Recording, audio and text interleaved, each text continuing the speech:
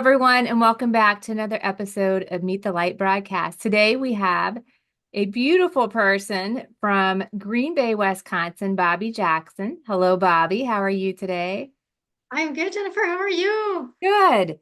So, Bobbie, she's the owner of Interdimensions Wellness. She is a Reiki master, practitioner, and teacher, a pet Reiki practitioner, quantum healer, a sound healer, and a fitness trainer, also a meditation teacher, and much, much more. So, we'll learn even more as we go through here today. So, Bobbie, why don't we just get started? And why don't you tell us a little bit about yourself and how did you get into the healing arts? Yeah, thank you, Jennifer. I appreciate that very much. It's funny how I grew up actually in a religious family. My mom was an ordained minister and didn't believe in this kind of stuff at all.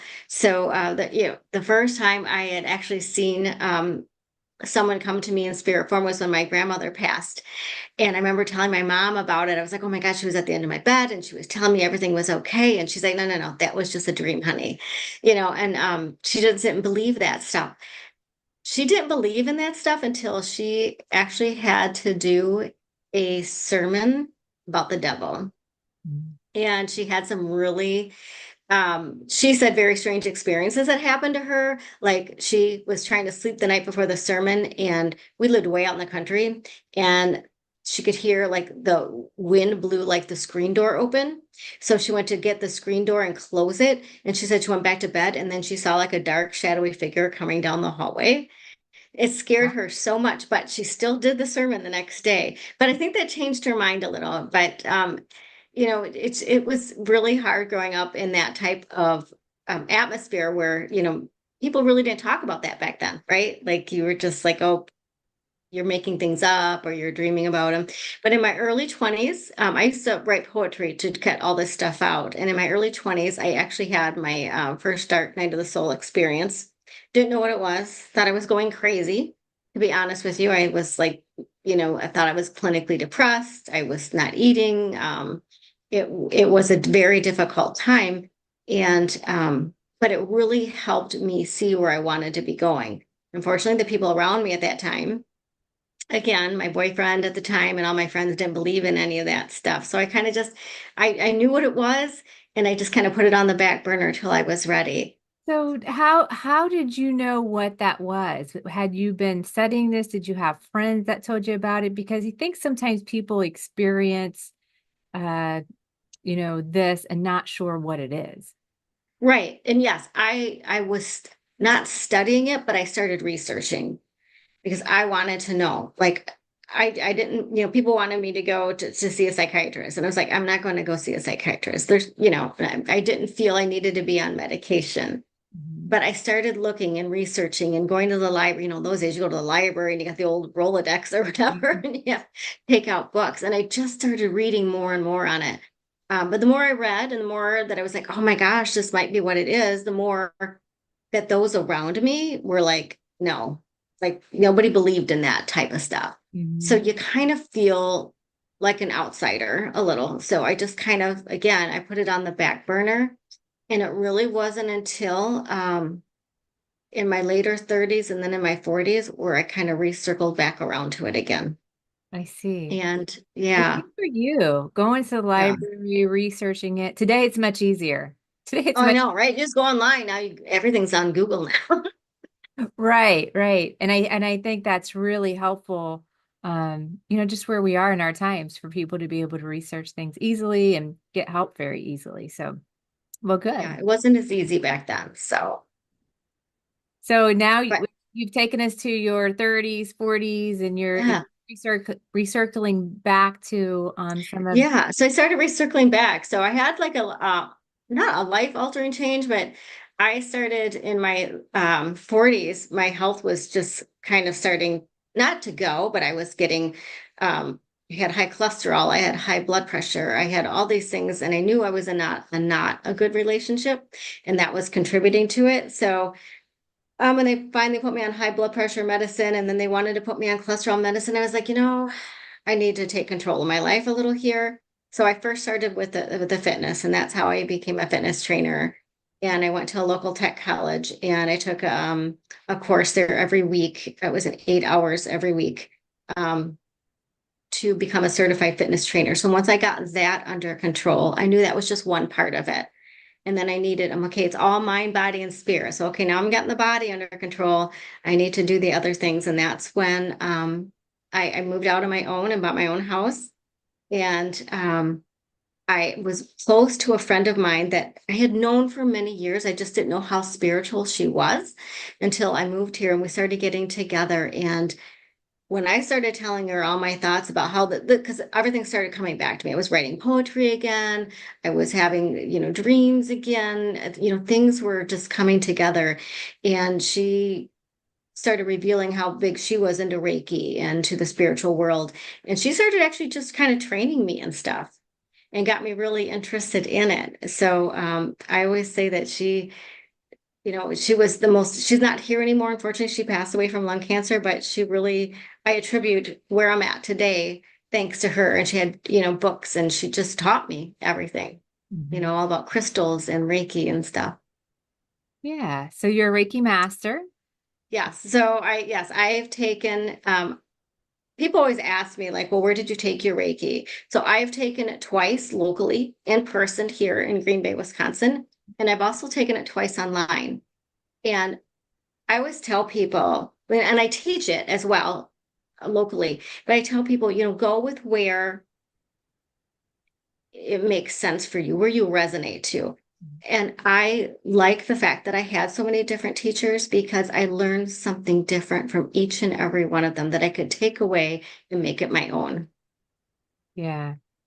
Yeah, I'm a Reiki master also, and I think that's good I know. advice because I learned from one teacher, but I wanted to just know as much as I could about it. So I went and learned from another and really studied it in depth.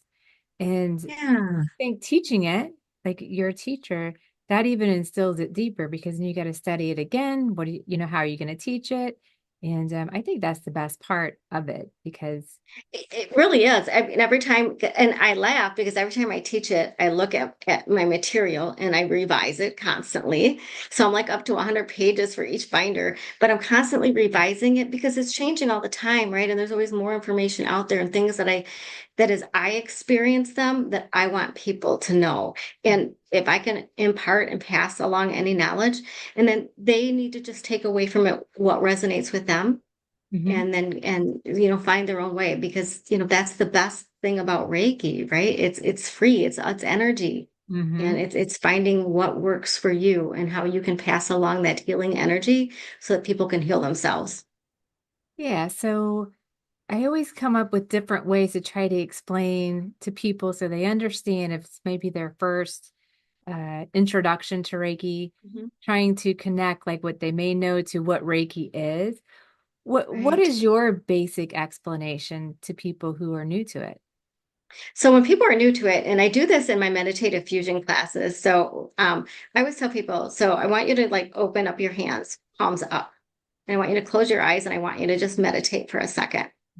And I just want you to imagine this ball of white energy in the palm of each hand. And they really have to be relaxed and they really have to be into this to do it. But at some point, and I even do this during Reiki sessions if someone's new, and I'm like, you should feel your fingers tingling. Mhm. Let me know when you do. And then at some point they're like, yes, they're starting to tingle. I'm like, that's energy. That's Reiki. That is your energy from the universe. That's how easy it is. You know, all you have to do is concentrate on it. And then I have them put it together into a ball of energy. Mhm. And so you can't put your, and then I have them manipulate it like back and forth. And I'm like, this is how easy it is to work with the energy from the universe. And when you want to heal yourself. And then if we're in a class, I will have them take that ball of energy and put it on top of their head on their crown chakra. And as they bring their hands down, I'm like, I want you to just close your eyes and I want you to feel that energy coming all the way down and through your whole body. And then I just do the chakra colors as it comes down. So it changes colors all Mhm. the way down to the bottom. Oh, very So nice. because yeah, it's universal life force energy is what it is. It's all around us. The Mhm. thing about what makes Reiki unique is that as Reiki practitioners and masters, we learn all the symbols that help make it faster and easier and quicker to perform Reiki on people. So Yeah. Very nice.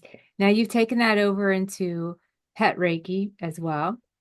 Yes, yes. Pet Reiki, I'm a pet Reiki practitioner. I'm almost done with my Reiki master. I'm very excited about that. I have had the opportunity I practiced before I even started actually doing paid sessions. So I've had the opportunity to practice on many dogs and many cats, as well as, oh my gosh, not iguanas, but dragon. I don't know what you call them. I can't remember their names, but they're like little iguanas. Okay. My I friend's going to hear can this and she's going to be like, what? You can't remember what they were? But yeah, so, and I'm going to be practicing with some horses in a few weeks at a friend of mine's house. So I'm very excited about that. I realize when I started doing pet Reiki, I have a very strong connection with being able to tap in to listen to what the pets are saying. So what I do is the night before I'm going to do a Reiki visit with the owner and the pet, I kind of tap in and I let them know I'm coming. And I ask if it's okay to come into their home.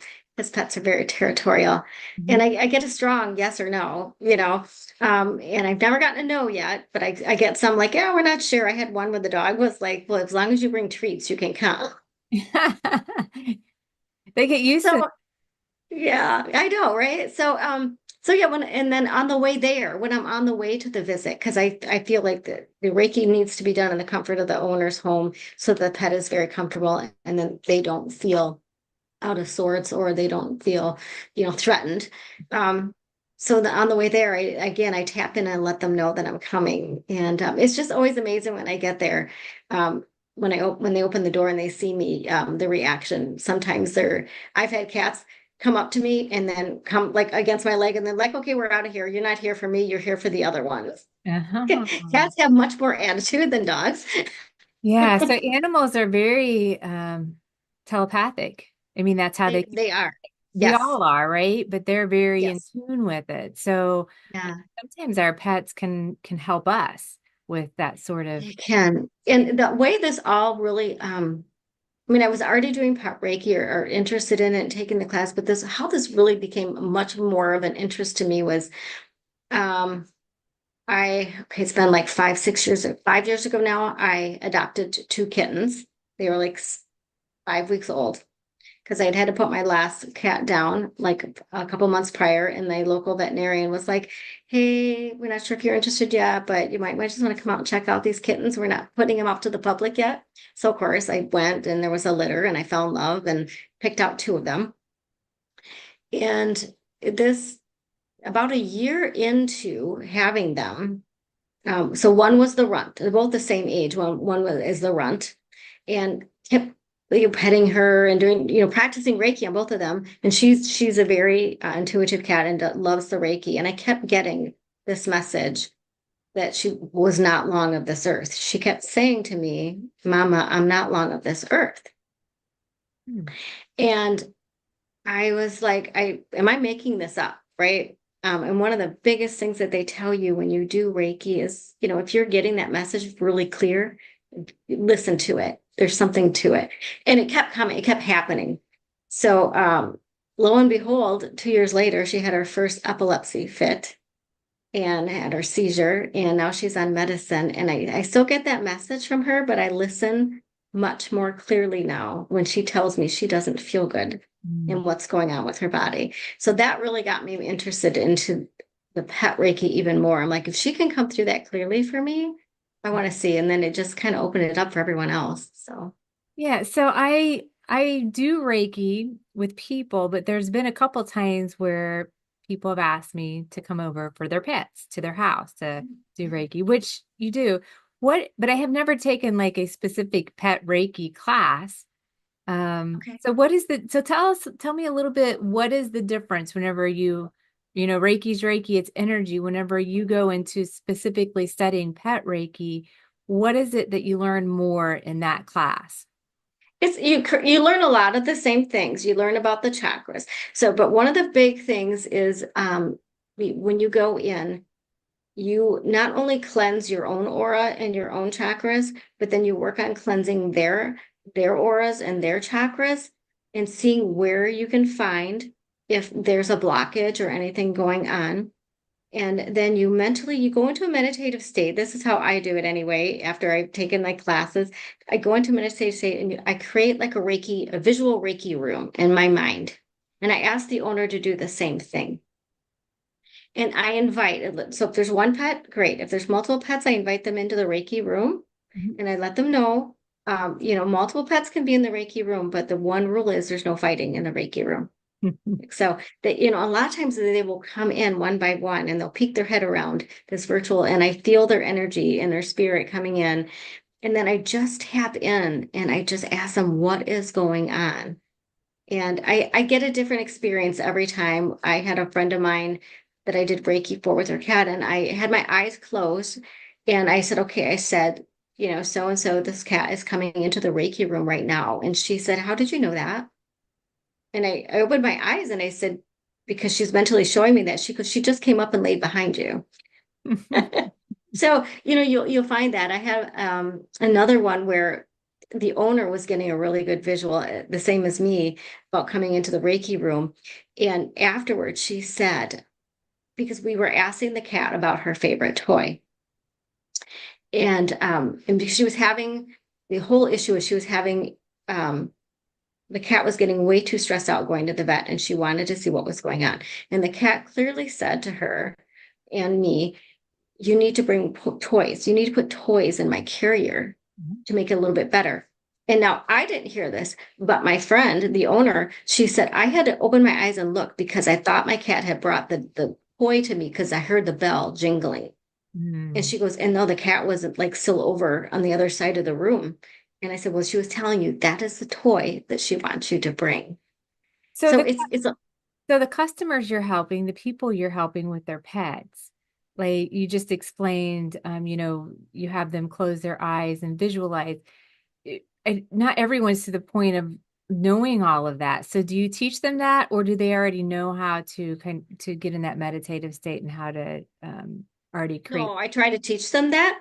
And again, like you said, you have a good point. Not everyone is there yet. So if they don't want to do it or participate, I just ask them to sit there quietly and just meditate and hold their palms up in the air to receive energy from the universe. Mhm. And um, by another gal that I know, she had me come over. There was 8 cats, I believe. I can't remember. And her and her friend were sitting there on the couch and they had their eyes closed and their palms up in the air. And I always play music specific for pet Reiki because there is pet Reiki music out there. So I try to calm them down, and I do all kind of different things just depending on what I'm walking into and what the atmosphere is like. And the one cat, by the time we got done, was laying on the owner's lap on its back with its paws up in the air. And they were like, this cat has never let anyone touch it, and let alone lay on anyone's lap. And I said, well, there you go, right? It just takes practice. Now, that's not to say that every time I go do a pet Reiki, it's like this wonderful, success, because some don't want to talk to you. It's all about the pet and if they want to talk to you that day or not. Mhm. Very nice. Well, thanks for sharing that.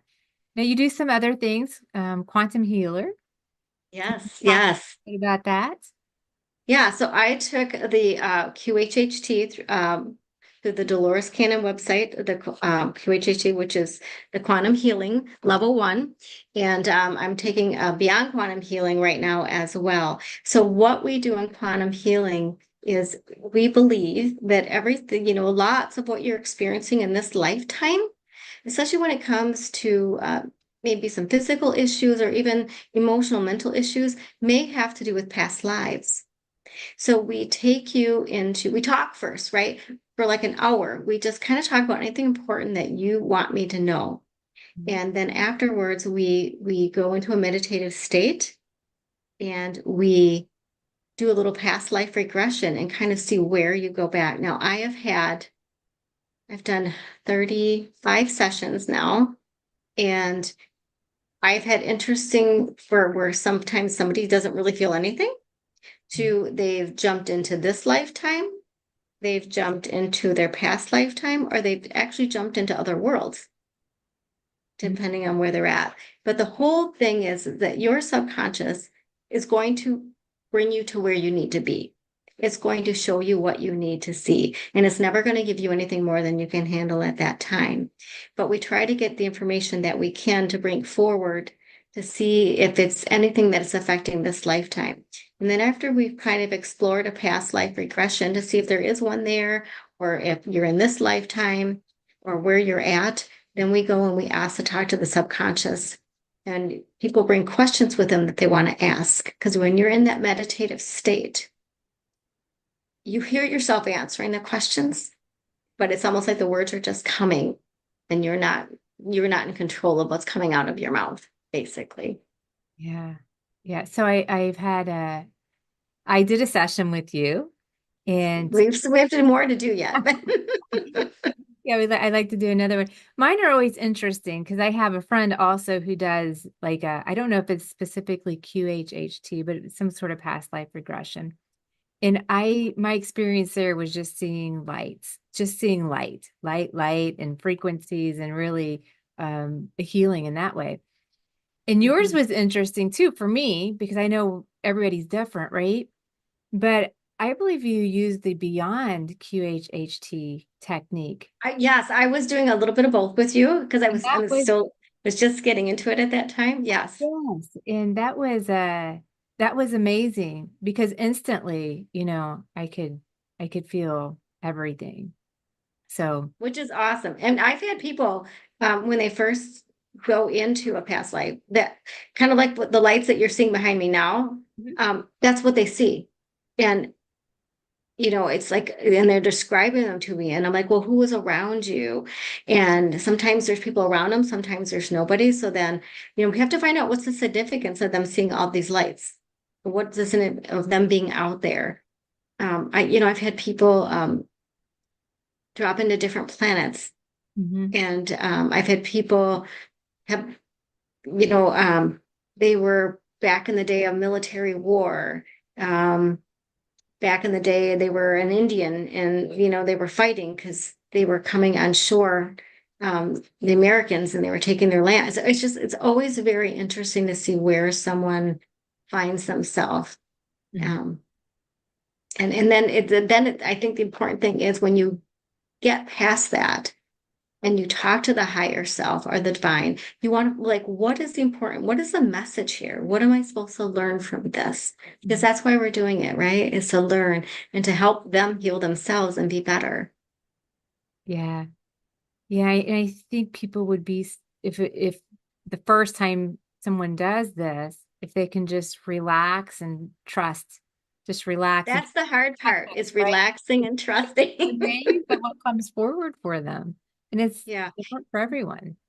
And that's you have the analytical side of the brain, right? And if we can't get that left analytical brain to shut off, because some people just, they can't, they have a harder time. So we try a bunch of different techniques and sometimes it works and sometimes, we like, let's just reschedule it, Mhm. and we'll do part of it now and let's reschedule the rest later because it's harder for some people to get into that deeper relaxed state. So. Yeah. Yeah. All right, you do sound healing as well and fitness trainer. Yeah, so the sound healing is relatively new for me. Um, it was actually I shouldn't say an accident, but I was very intrigued by it a couple years ago, and there was a sound healer course, a certification course. So I was all excited about it. So I signed up for it, and then I realized how expensive the sound healing bowls were to purchase. So I kind of sat on it for a year. I was taking the course, but I'm like, well, I can't really practice it long, so I couldn't finish. But finally got to the point where I have the bowls. And finish the course. And it is amazing what that vibrational energy does for a body and for a person emotionally and mentally. I've only done 4 or 5 classes now, 4 or 5. Just did my last one last night with a group locally at a village. And I was pleasantly surprised. We had quite a nice turnout, and I knew there was going to be possibly some skeptics that, they loved me doing my normal meditation, and they weren't quite sure how they were going to like the sound healing in place of that. But what I did was, for anyone's coming first time, I still did a little meditation. but more in the line of poetry type of things, Mhm. um, and explained about sound healing. And they, made it obviously a shorter, they really liked it. It really went well. Good, good. I So, find sound healing very easy for people to because you can do it in a group. And if people are yes. wondering about different healing modalities and spirituality, and sound healing seems to be a great place for people. That's where, if they can go in a group with their friends, they're all in the same room, it's sound, it's frequencies. People seem to be really comfortable with that. And then they're amazed with how they feel from That is so true. Like last night, because when we were done, I had people there that I knew that had come to previous meditation classes, and then some new people. And I said, what are your thoughts? What did you think? And they said, sometimes in meditation, people have a harder time getting to that deeper, relaxed state. Just depends on the meditation at the time, the topic, maybe all kind of different things. They're thinking about everything that went on before they got there from the day, or what they got to do after the class. And they said having that, because I don't do like a solid hour of the bowls, it's off and on, and I put it to music. So I try to time everything just right. I'm still learning at it, but they said that it got them to that deeper, relaxed state, just feeling that vibration and hearing that sound, and then doing the meditation in between. So I agree with you. It's just when I first was practicing at home, so and I'm all set up in my living room, and I don't have a very big house. And my cats decided they wanted to join in. So they were jumping in all my bowls. And I was like, this is not going to work. But as soon as I started playing the bowls, they laid right down in front of the bowls and just kind of went to sleep. Mhm. And it was like, so it works for pets and animals as well as humans. It's just, it takes you to that different level of Mhm. being able to just, to that different level of consciousness. Yeah, yeah, it sure does. Sure does. Yeah. Now you have Yeah. an interesting background because you kind of went through sort of the spiritual healing, but you were working in the professional world for a long time, right? I was. So I started actually, my gosh, I was thinking I was hmm, 18 or 19 when I started in the business world. Mhm. And I started working for Owens Corning Fiberglass in Toledo, Ohio, as a telephone operator. Worked my way up. And then when I moved to Green Bay, I started working for some other businesses, and I went to school, went to college, got my 4-year degree in business and marketing. And I worked for a very long time. Um, at a company, local company doing deductions and claims and pricing and ordering, like from the gamut because the roles kept changing. And it wasn't until, so after I got my Reiki 1 and 2, and my mom became ill, and she ended up passing away in 2018.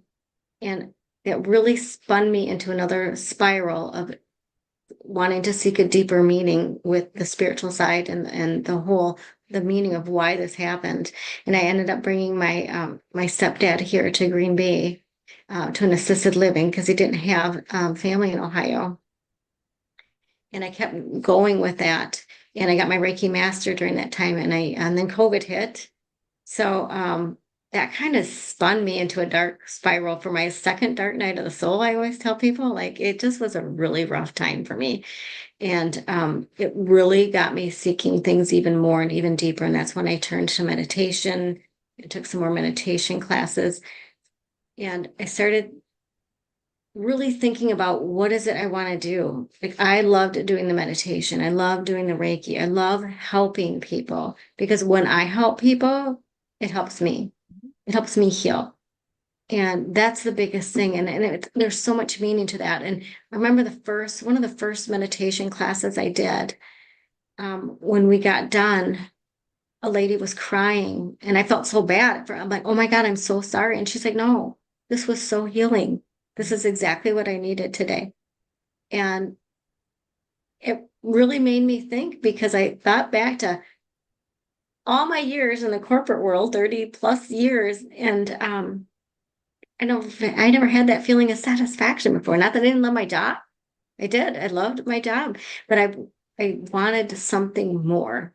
Yeah. So when my stepdad passed away, I had more time and I just was like, I could officially retire because of my age where I was working. And I saved up, I made a plan, and I was like, if I if I've only got so many X years left on this planet, I could save and work my life away with all this money. If I'm not happy and I'm not making a difference, what is it for? Mhm. So I made the big retirement 2 years ago, and I'm working on the business full time and doing caregiving on the side, and I'm absolutely loving it. Great, great. Yeah, it's interesting how everyone gets on their path of healing. There's so many different stories and reasons There why. is, right? Sometimes it's just a metamorphosis as you go through life, and for other people, it's just like this, like something boom that happens and Mhm. just changes their life path. For me, I felt like it was this gradual thing that just kept building and building and building until I couldn't ignore it anymore because I felt like the universe just kept hitting me on the head, going, well, "Are you going to pay attention or not?" Like, we're giving you all the signs. We're helping you pay your debts. We're helping you do this. And when are you going to do this? So, Yeah, your story is very similar to mine. It seemed like a for me, it was very gradual as well. Yeah. So yeah, yeah. it seems very freeing once you just go through with what you feel like you should be doing, right? It is very freeing. I was scared. I remember the day that I went in and I was going to give I had a meeting with my leader and I was going to give my notice and I made it for like the end of the workday because I was like, okay, I can still change my mind. And I remember her coming up to my desk earlier in the day and said, "Hey, I had a meeting that canceled. Do you want to meet now?" I'm like, "No, no, no, I can't. I'm really busy. We'll have to wait." But after I did, after we sat and I told her everything, I felt like this huge weight was lifted off my shoulders. And I said, I mean, I know that, like, yes, I'm at that retirement age. I know I still need to, I can't just officially not do anything unless but I know I need to do something. And I'm going to work on my business. And part of my business includes doing the Reiki and the quantum healing and the meditation and whatever else comes along, the pet Reiki, anything in that realm to help people heal themselves. And my mom, when I was growing up, was an activity director her whole life, pretty much at an assisted living facility. So I grew up volunteering and working around and learning how to care for people. And I think that's a very overlooked segment when it comes to healing. So I volunteer with hospice to do Reiki healing Nice. for patients, and then I also do a little couple hours a week through a local caregiving company where I get paid to go in and and the funny thing is like, we talk about a lot of the spiritual stuff with this client, and she always asks me all about it. And I just like, whatever you want to know, I'm an open book. Mhm. So, Yeah, very nice. So the hospice, the yeah. hospice group, are they really open to Reiki? I know I have one friend that I went to high school with, and she's very interested and open to Reiki because she's a hospice nurse. Are you Yeah. seeing that most people understand that Reiki can help people pass easier? What It is your can. Yes. So I think hospice is becoming more open to that. good? The one company that I work, there's multiple companies here, but the one I work out of, they actually approached me.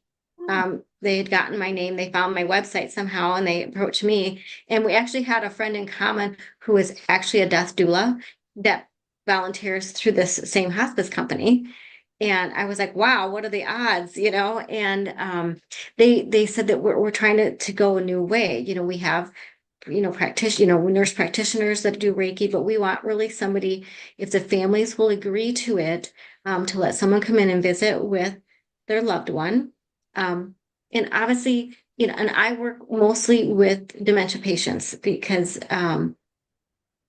my mom had Parkinson's related dementia, and my stepdad had dementia in the end from having a stroke. So I'm very familiar with that path more than others. So I work with them. So they don't even understand. Sometimes they don't even know what you're doing, but you're silently, the family's already given their permission. So I'm silently talking to them and just sending Reiki energy their way. mhm. And you know, it's just so much fun when I get done with, having that visit. I'm like, I always go like, well, how do you feel right now? And she's like, I feel really good. She goes, we had a great conversation. I'm like, yeah, we did. Like, Oh, nice. Well, I love to hear and that's happening because everyone yes, needs this, you know? they do. They do. And I'm so glad that more and more hospice places are becoming open to it. Because part of Reiki, when as a Reiki master, it is accepting that end of life. Hmm. It's accepting that's the path that's supposed to happen. You know, yes, the body can heal itself, but we also all have a unique path that we are supposed to follow. And when you get to that end of life, part of that energy support is helping people make that transition into that, energy form where they leave the physical body and knowing it is sad, but the beautiful part is that their spirit is still up there, their soul. And, that's, that soul is not gone, just the physical body. Right. Right. Oh, that's beautiful. Yeah. I've had people contact me, just families like from the hospital to go help them come in the hospital, but Yes, nothing where, but I like the idea of working with a company that does, you know, into hospice or doctors in general. I think we need to start yes. really integrating, our traditional medicines with the alternative. And I think hopefully that's I the, think when there's a way, like there's a place for Western medicine and there's a place for Eastern medicine. And there's also a place where you can marry them together sure. and make a beautiful reunion and really help people out. Yeah. Yeah. I hope we get that. I hope we get there quicker. I do too. I Widespread. hope more and more places become open to this. You're always going to have those that don't believe, and that's okay. The world is made of all kinds, and I've had people come to me for Reiki sessions, and I can, you open up that channel, right, when you do Reiki, and you can pick up on what they're feeling, and you're already like, okay, they're here just to test me. Mhm. They already think it's not going to work, and I always tell people if you have in your mind already that it's not going to work, you're going to come out of a session and you're not going to feel anything. But I can tell you right now, Reiki energy healing still went into you. It still, I didn't do it. It was just transferred to me through the universe, and you're still going to have the healing that you need, whatever the universe feels you need at this time. So whether you want to mentally block that and think it didn't work, that's okay. I will hold space for you, and at some point you will see the benefits of it. Yeah. Yeah, sure. Was there anything else you'd like to share today? Um, Trying to think. I think we covered everything I'm currently doing. That my schedule is always crazy. Um, so we did the quantum, the fitness, the sound healing, the I Reiki. know one thing I was going to ask you was Yeah. whenever you did your job transition from Hmm. being in more of a corporate career into healing. How how did that go for you? So the people, your friends from the corporate world, did you talk about spirituality? So was it an easy transition, or did you feel like, you really had to switch your mindset and start I start kind of fresh I again? really had Yeah, I really had to switch my mindset. I didn't talk about, there was just a few friends that I talked about spirituality with in the corporate world. And one of those is also since retired, and she is a very gifted psychic medium, and also the one that is a local death doula. Um, so we talked about it a lot. So I do have friends that actually, more of my friends that are retired from the same company, we talk about the spiritual world. But it was switching a mindset. And it was hard because I did feel very disconnected because you're with those people more every day than you are with your family, right? That's just the way, business world goes. You work so many hours. Not that they weren't supportive. Everyone was supportive. Um, but most of them were like, I don't even know what this is. And, even though you try to give them the information, they're like, yeah, okay, whatever. But I have had some reach out. I've had some do quantum healing sessions with me. I've had some do Reiki with me. It's just that slow progression. But it was hard. And I will say, I remember when my dad retired and him telling me, I don't know how I had time to work. because I'm so much more busier in retirement because he was consulting and he was doing all this other stuff that he'd always wanted to do. So I'm like, oh, now I know what you mean because my day is so divided. And sometimes I'm home for 2 hours and then I'm back out doing something else. And I'm home for another hour and then I'm back out doing something else. So it seems like I feel, and I am more busy and, but in a good way, in a way that when I end my day, I feel grateful, like my heart feels full. And Mhm. I love that feeling versus, yeah, I can do everything I wanted to clear all the claims in the world at my other job. And, no disrespect, but it's like, that really didn't impact me, other than, I was very successful at my job and I love that. But this just has so much more emotional um, meaning to me and gratitude to me. But yes, it was definitely switching a mindset.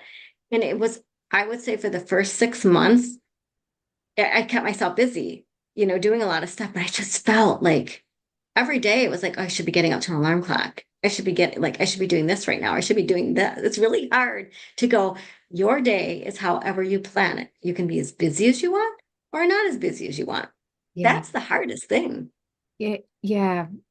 I know some days it's like for me, because I had the same as you going from corporate Mhm. into healing, is like I have to tell myself, I give you permission today to myself that you can do what you want to do today. Like, because we're so busy with tasking and doing this and doing that, right? So Yes. then we get into, oh wow, I can do what I want to today. Right. And it's you learn. So I'm in my second year of doing this, and I'm learning a lot. I'm going to be continuing to learn a lot. But yes, just like you said, it's giving yourself permission to go, I can have a day off Mhm. once in a while. I don't need to work 7 days a week.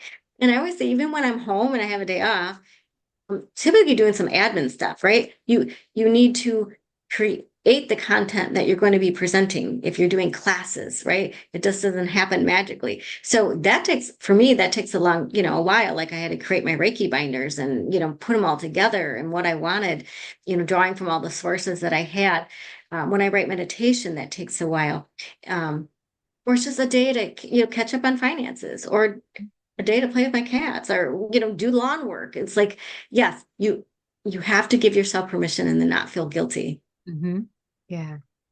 Yeah. It's And that's interesting. a continually learning experience right there because I'm still learning that. Yeah. Yeah. All right. Well, we are already like, Wow. Oh my gosh, I can't I know, believe. it's really Yeah. fast. Oh So my God, that went really, I thought, what am I going to talk about for an hour?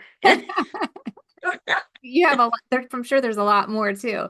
Is there anything else that you would like to add that we haven't talked about yet?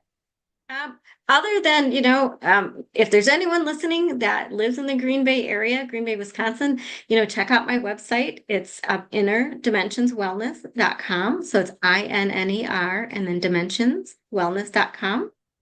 I have like my hours on there. I have all my events on there. I don't have all my events for November yet, but I keep updating it every day. I do a newsletter, so if people want to sign up for the newsletter, they'll get a newsletter. But it'll let them know where I'm at and where I'm teaching classes and what's coming up. So Okay, great. So some of the classes you teach are Reiki, can you just kind of name some of the ones yeah, so the classes right now, I do Reiki 1, Reiki 2, and then Reiki 3 Master. And then a friend of mine and I right now are doing a in-person chakra class. So we are going through each of the chakras every 2 weeks. Mhm. I'm doing sound bowl healing classes. So I'm not teaching them now. It's just more of a sound bowl healing class. I do and again the monthly meditation. I do meditative fusion at a local De Pure Community Center. And what that is combining Reiki and meditation together. Not Reiki, I'm sorry, meditation and low impact fitness together. Mhm. So Nice. people, it's nice because we start with a little bit of meditation. We work really lightly into some very low impact, slow um, exercises, and we take a little break and we do some mini meditation, and then we continue on. So it's kind of nice. All right. Well, very good. Well, thank you for your time, Bobbie. Yes. Thank you Thank you for having me. I appreciate it very for much. all the healing and how you're helping other people. I Yeah, appreciate thank you. I appreciate it.